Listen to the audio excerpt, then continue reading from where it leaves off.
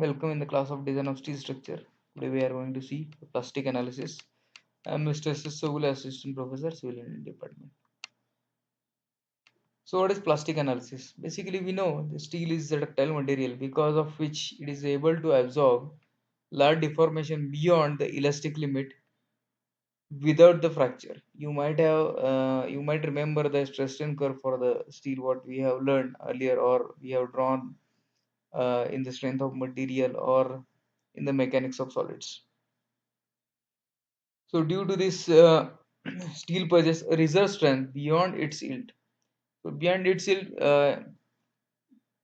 it possesses some reverse strength so that it can stretch beyond that, and when it enters to the plastic limit. So this reserve strength have been utilized in the plastic design method. It is first utilized by Hungarian scientist Dr. Gabor Krasinski.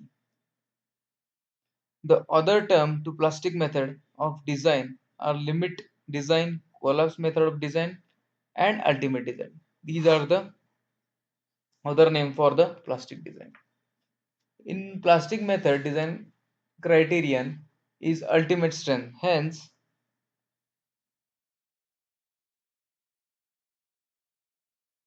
members in beyond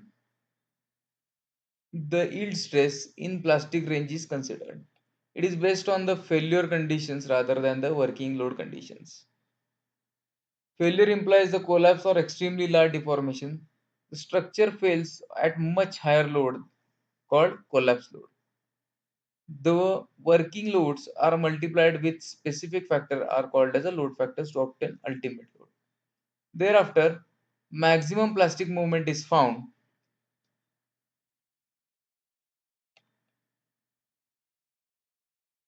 The plastic modulus of section ZPS is found by dividing the maximum plastic movement with the yield stress. A section is selected which furnishes the required elastic modulus ZE, that is ZPZ divided by S, where S is the shape factor. The cross section of the member thus selected. The term plastic becomes or the term plastic is used at failures.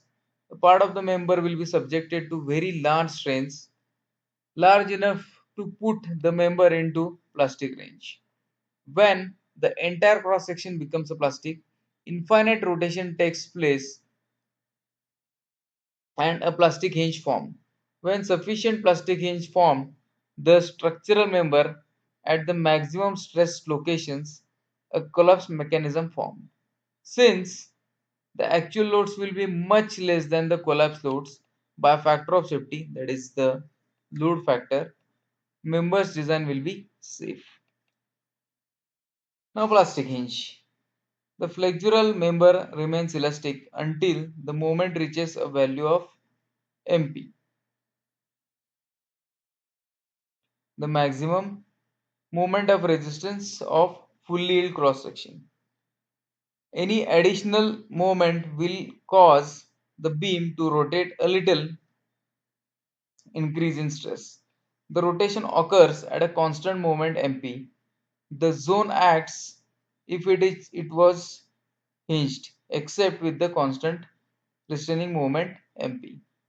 The plastic hinge can be defined as a yielded zone due to flexure in structural member, in which infinite rotations can take place at a constant restraining moment MP of the section. Now the fully plastic movement of the section. Fully plastic movement is the maximum moment of resistance of fully yielded cross section. The following assumptions are made to evaluate this the value.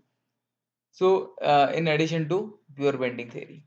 First is the instability of the structure will not occur prior to the attained of the ultimate load. So unless it does not attain the ultimate load, the structure will be stable. There will not be any instability. So these things we need to consider. Second is the connection provide a full continuity such as the plastic movement can be transmitted.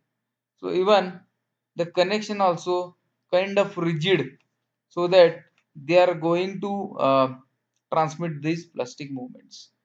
And the last is the loading is proportional. That is, all loads increase in a fixed proportion to one another. Now, the plastic movement capacity may be computed. Actually, this was handwritten because the symbols and all those things are quite difficult to type. That's why it is handwritten. So, the plastic movement capacity may be computed with the reference to moment curvature relationship. So, consider the fully yielded beam section. The bending stress distribution is rectangular as shown in figure. So, here you can see, in general, we used to see bending moment distribution something like this, but in this case it is completely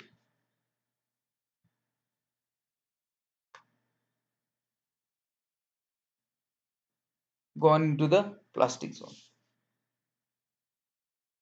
So the bending stress distribution is rectangular as shown in this figure. Let the nature of the bending moment is sagging, so that the fiber above the neutral axis are in compression and below are in tension. Now the force and tension is T, that is equals to Fy into A2, that is this area, and force in compression is C, that is Fy into A1. So for equilibrium, this condition arises, that is this force is equal to this force, this equal to this force, so that this thing will be in equilibrium. So by adding this value, that Fy A1 equals to Fy A2, that A1 equals to A2, that Fy get cancelled. So which is nothing equals to this A by 2, that is whole area of this particular section. So two forces, tensile and compressive, forms a couple which resists the plastic movement. So this MP equals to, that is moment of resistance, equals to Fy into A1 into Y bar 1 plus Y bar 2. So this Fy into A by 2, that is A1 and A2, nothing but the A by 2. So Y1 plus Y2. So that is nothing but the Fy into Zp. Zp is the plastic modulus of the section, that is A by 2 into Y1 plus Y2. And Y1, Y2 are the distances of CG of the area above and below the neutral axis. Now the shape factor. In ductile material like steel, a member reaching the yield at the extreme fiber retains its reserve strength that varies with the shape factor. Higher the shape factor, the much ductile will be the section and will give a greater deflection at collapse. A shape factor is defined as the ratio of plastic movement and the yield movement of the section. So this is the plastic movement and this is the yield movement.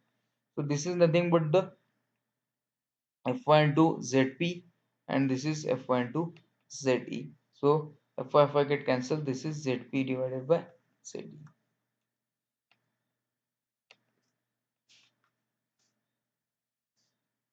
Now the mechanism. When a structure is subjected to a system of loading, it is stable and hence it is functional until sufficient number of plastic hinges have been formed to render the structure unstable.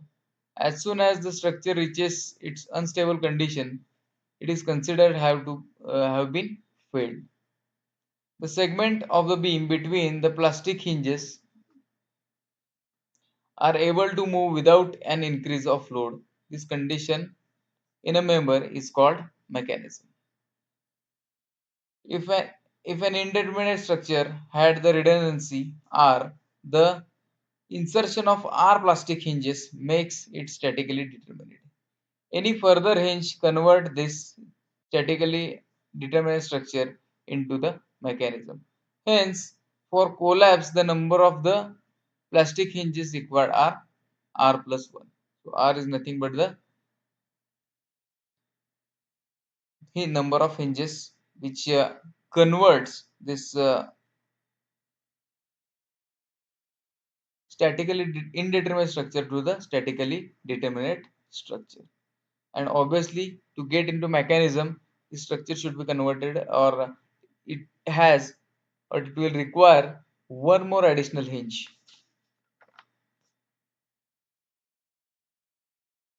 So here you can see different types of mechanism. So this is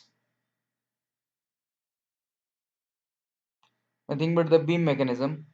This all fluid span behave as a beam mechanism. So here you can see for this section, obviously if there will be a hinge formation, obviously it will fail, and it is called, it will be in a mechanism. For this section, if at center there will be a hinge formation, it will be in a mechanism. So obviously all the other sections, it will be in a mechanism when the hinge has been formed in the beam. Now for sway, it is formed due to the lateral load. So this is the hinge mechanism for the sway.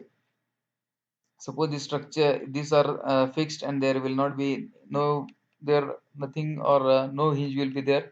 Obviously it will stay as it is, but due to this hinge formation, it will tend to move or sway.